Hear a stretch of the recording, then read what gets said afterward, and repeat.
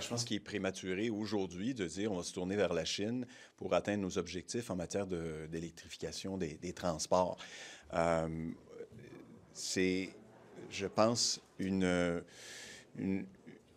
d'abord une question de maintenir les objectifs pour le gouvernement en favorisant l'achat des véhicules qui sont disponibles sur le marché ici au Québec. Et on voit que le gouvernement a reculé là-dessus en annulant notamment le programme Rouler vert.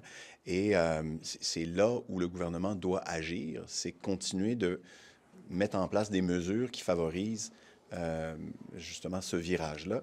Mais la question des voitures chinoises fabriquées à faible coût et à travers un mécanisme qui s'apparente à un dumping, venir envahir le marché québécois, je pense qu'on n'en est pas là. Est-ce que vous pensez qu'il est raisonnable de revoir cet objectif-là à la lumière des politiques, par exemple, de l'administration américaine?